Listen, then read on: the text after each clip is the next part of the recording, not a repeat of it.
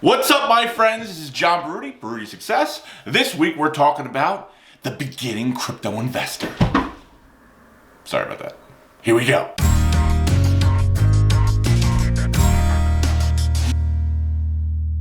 So, you want to become a beginning crypto investor.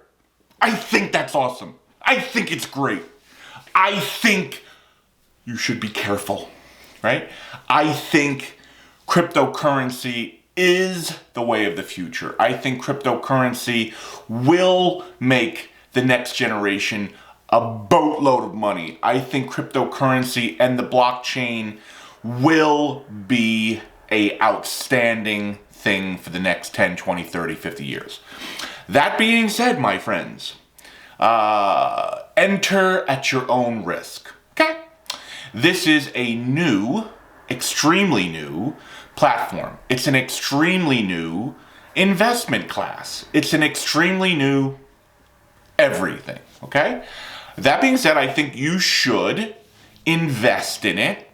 But before you do that, make sure that you're not, and listen, this isn't financial advice. I've said this a million times. You do you. I'm just a talking head here on YouTube trying to help you become financially astute and financially independent. So, that being said, I'm still saying I think cryptocurrency is a great investment. But I think you should set up your standard everyday investing platform first. And I just did a video on the beginning investor, the foolproof way for the beginning investor. I'll link it up below. I strongly suggest you go look at it, set it up, listen to it, pay down your debt, get your emergency fund all going. And then once all of that is going and your investments in VOO, which I believe is a great ETF, are going, and you got a little bit more cash, then come over here and let's start investing in crypto. Now, if you are some young whippersnapper and you're like, oh man, just tell me how to freaking do the crypto. Hey, again, you do you. Okay, so let's go. Oh, and that being said, for those of you who want to listen, I think you should realistically only put 10% of your whole investing portfolio, up to 10%, in crypto and alternative investments, okay? And with 10%, you can have a great full portfolio. A little bit of stock, a little bit, I'm not a bonds guy, so I don't know, definitely real estate, and some crypto, and you're gonna have a terrific portfolio, okay? So, just like everything else I tell you, I will say it again. The way we start this is we set up an online savings account. John, why do you keep pushing this stupid online banking account? Well, let me tell you, Sally, the reason I do that is so we separate our funds. Over here is our daily operating checks that we make: food, car payments, house payments, normal stuff, kids stuff, okay? And over here are our investments and our savings and our debt pay down-ish money, okay? And the reason I say that is because I like the separation. I don't like it all muddy, everything in one account, okay? Because you tend to suck all that money up if it's in one account. So again, I'll reiterate, we open up an online savings account. Very first thing. You can go to Capital One 360. You can go to Ally, which I prefer, ALLY. You can do, what's the one? Marcus, which is by Goldman Sachs. What I suggest you do is go to NerdWallet, type in online savings account. They'll tell you what the best one is as far as interest rate. Sign up for that one. That's the way to do it, okay? Now, once you have your online savings account, excuse me, what you're gonna do is now you're gonna go and set up a Coinbase Pro account. Why Coinbase Pro? Well, Coinbase in general is one of the easiest platforms in the crypto space, the best, the biggest, so on and so forth. Coinbase, the platform, is expensive. It's expensive because of its ease of use. There are tens of platforms for crypto, tens, maybe hundreds of platforms. Are they cheaper? Yes. Are they easier to use? No, they're not. So the alternative to Coinbase is Coinbase Pro. The fees are much less than Coinbase. Same company. I don't know why they did this, but they did it. It is not more expensive to set up a Coinbase Pro account. It is just a little less expensive in fees. Okay? So we're going to go and set up our Coinbase Pro account. I have done that. I can take you through the whole step-by-step. I'll link that up down in the notes so you can actually see how to set up your account. It's very simple, okay? How to do that. So once you set up your Coinbase Pro account, then you're going to link your online savings account to your Coinbase Pro account. Blink, blink. Okay? You connect them. First, I might have skipped this, but you set up your online savings and connect that to your checking account, your personal checking. Then you set up your online Coinbase Pro and you connect that to your online savings. 1, 2, 3. Regular checking, online savings / checking, and your Coinbase Pro account. Okay? If you've listened to my previous videos, you would have also had set up an online brokerage account. So let's go over that. Basic checking, your online savings, your online brokerage, and your Coinbase Pro. See the lineation here? Okay? These are your accounts that you should have. Okay? Now, once you set up your Coinbase Pro, like I had said, you should go and link it. It takes sometimes a couple of minutes, sometimes depending on the account. Like, it didn't really like my Ally online account. It took almost a week to link them. That was weird. It linked to my TD bank account almost instantaneously.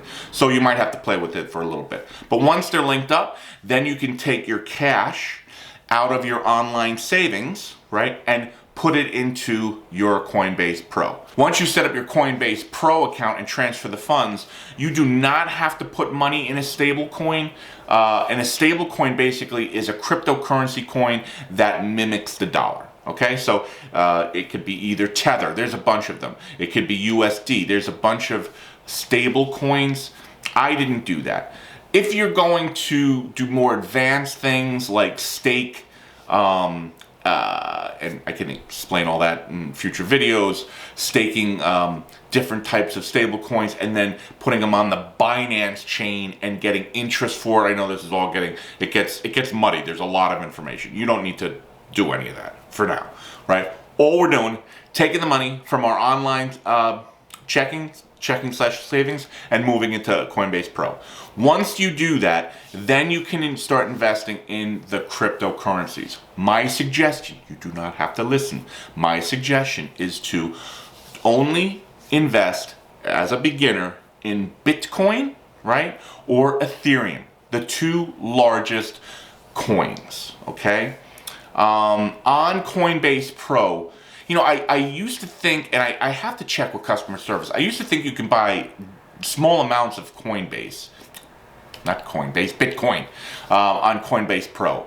And I think you can only do the small amounts on Coinbase, but it costs you so much more to do. Again, that's why I'm doing it on Coinbase Pro. I think the downfall, I will check, I think the downfall with Coinbase Pro is you can only buy a certain percentage of Bitcoin, and I believe it's 0.02%, which works out to, depending on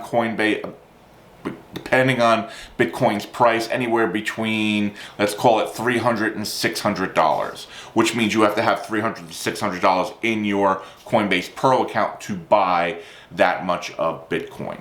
All right, so you know, for the beginner, that might be too much to have in there, but all you have to do is just save your money every week and get up to that point, right? And then buy $300, $400, $500, $600 of Bitcoin at one point, okay? Also, you could do the same thing with Ethereum, right?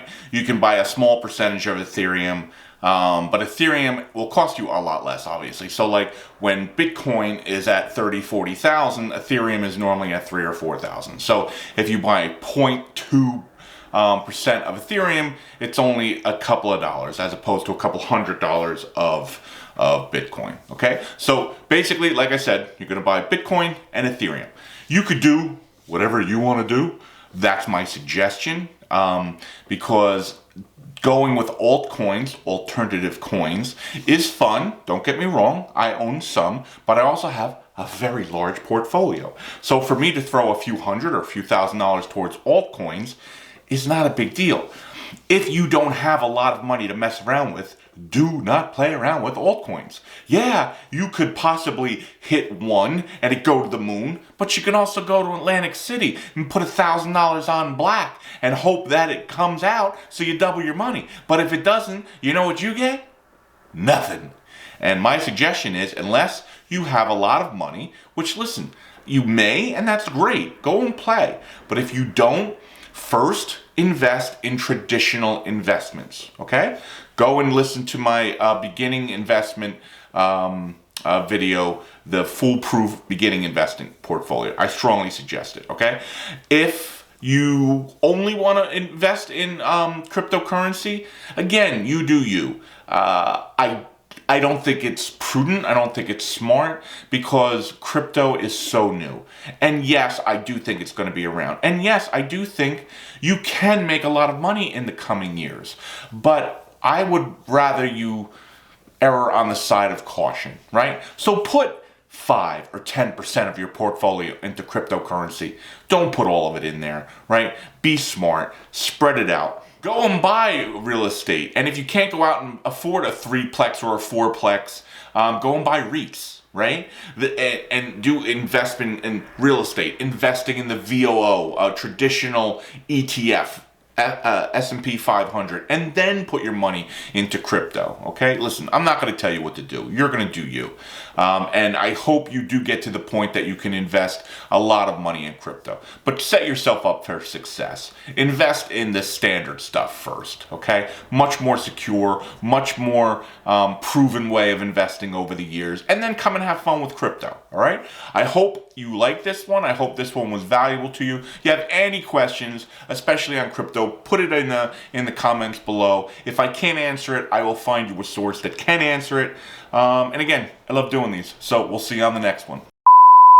Gonna be a crypto millionaire. Nah, we're not. No, don't say that.